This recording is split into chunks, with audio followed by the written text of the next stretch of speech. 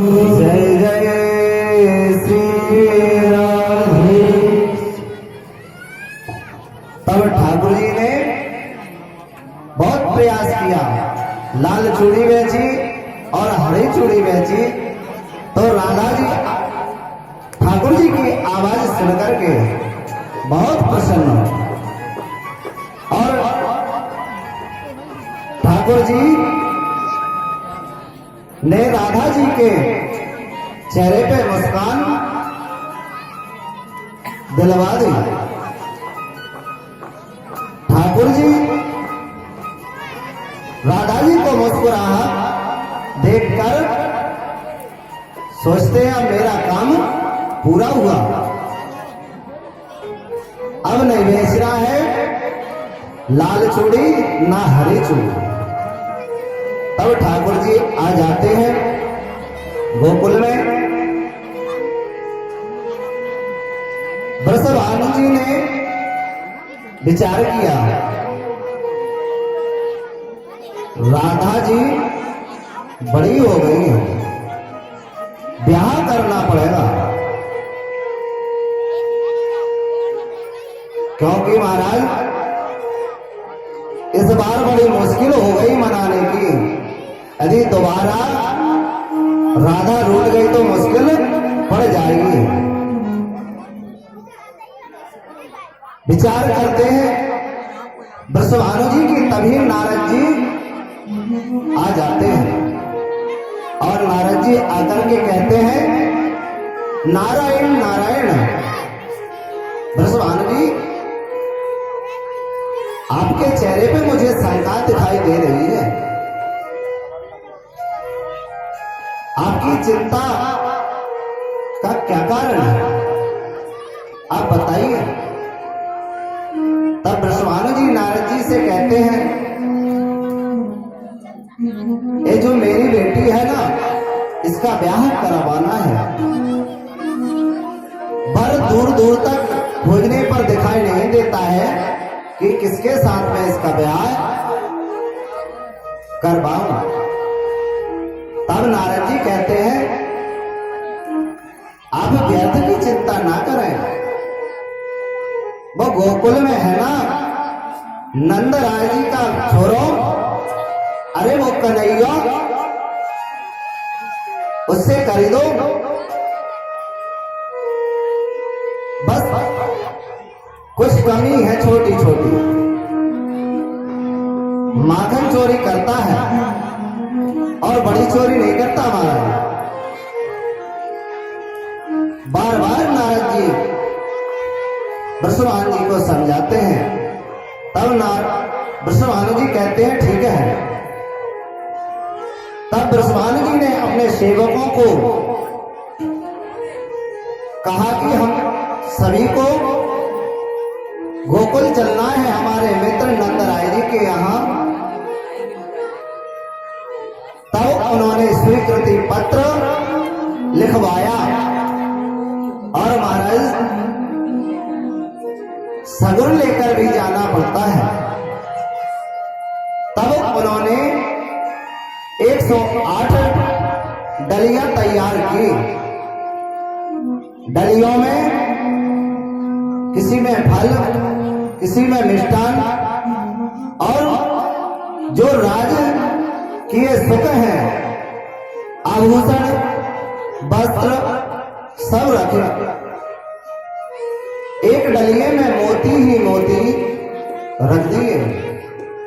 स्वीकृति पत्र लेकर के नंदराय जी भिजवा देते हैं। नंद बाबा के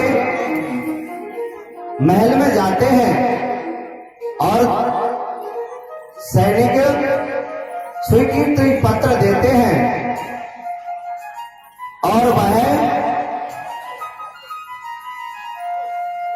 जो नंदराय जी ने सगुन भिजवाया है उसको आप ग्रहण करिए। तब ठाकुर जी ने भी सोचा मेहमान कहां से आए हैं। तब बलराम जी ने बताया स्वीकृति पत्र लिया और पढ़ लिया बलराम जी ने ठाकुर जी को बताया कि आपके ब्याह की तैयारी है। तब ठाकुर जी कहते हैं ऐसा नहीं हो सकता है, आपके ब्याह से पहले मेरा ब्याह कैसे हो सकता है। तब बलराम जी कहते हैं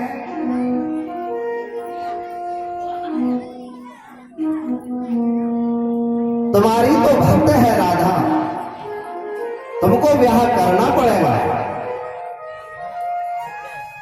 ठाकुर जी कहते हैं ठीक है, स्वीकृति पत्र तो स्वीकार कर लेंगे, पर ब्याह जभी करेंगे जब आपका हो जाएगा।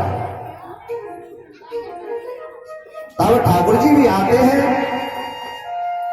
राधा जी के यहां से क्या क्या आया है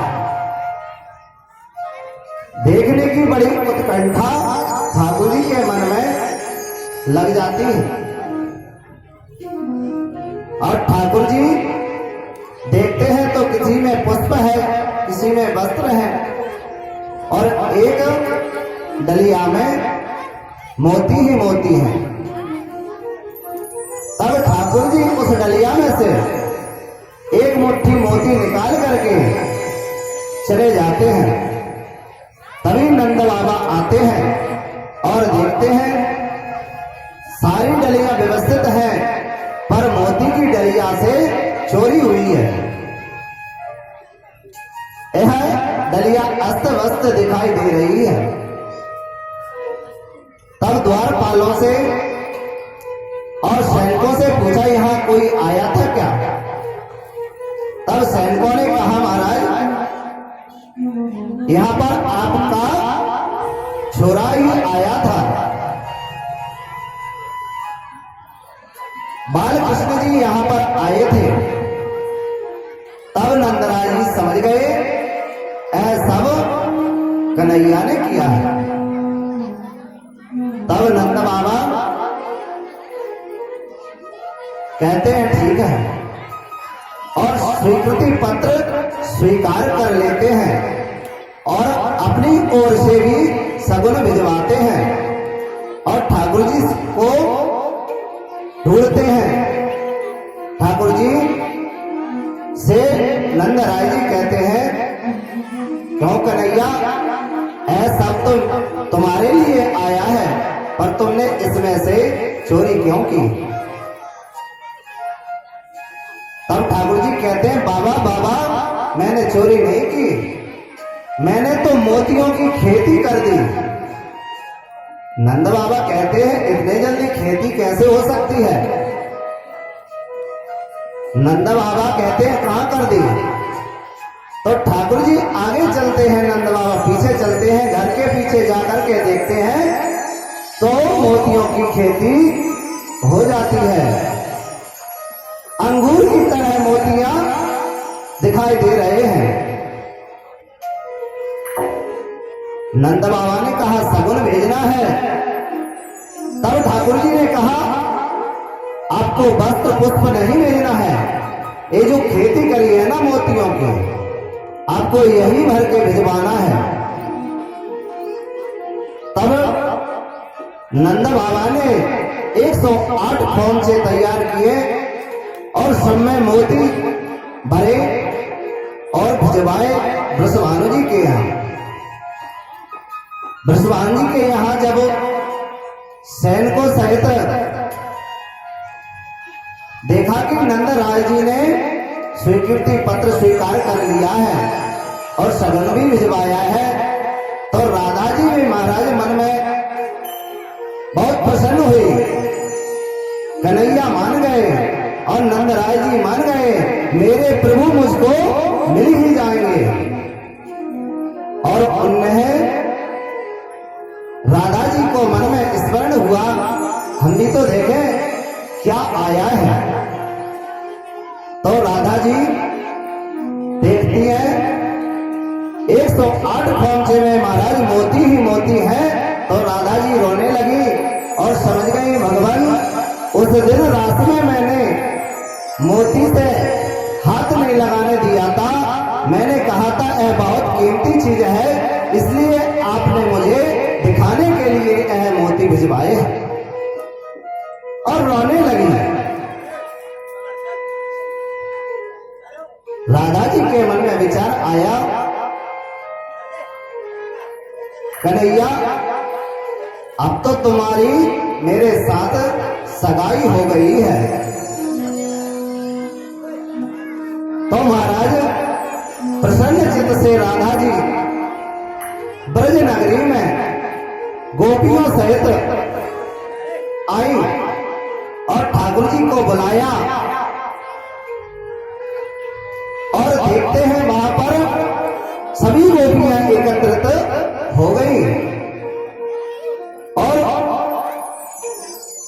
ऊंचे स्वर में आवाज आने लगी। तभी वहां से देवतागण जा रहे थे, तो देवताओं ने विचार किया कि ठाकुर जी के साथ में आज महारास करते हैं और भगवान नारायण को भी ब्रह्मा जी को भी निमंत्रण भिजवाते हैं। तो वहां से ब्रह्मलोक से ब्रह्मा और ब्रह्मांडी आए और यहाँ शिवलोक में पार्वती जी को भी निमंत्रण, महादेव जी को भी निमंत्रण कहा, आप भी रास में चलिए। तब पार्वती जी तैयार होकर के जाने ही वाली थी, तो महादेव जी कहते हैं, हे देवी, मेरे प्रभु का रास मैं नहीं देख सकता, उनका नृत्य मैं नहीं देख सकता क्या? तो माता ने कहा, पार्वती जी ने कहा, प्रभु वहां पर केवल स्त्रियां ही जाती हैं, पुरुष नहीं जाते हैं। तब महादेव जी कहते हैं, मुझे भी अपनी तरह बना दो, लेकिन मेरे प्रभु का नृत्य मुझे देखना है। मेरे मन में उत्कंठा बहुत ज्यादा उमड़ रही है, मुझे भी रास में चलना है। तब माता जी महादेव जी को तैयार करती हैं और भगवान भोलेनाथ भी तैयार होते हैं। कैसे तैयार होते हैं महाराज? जय हो।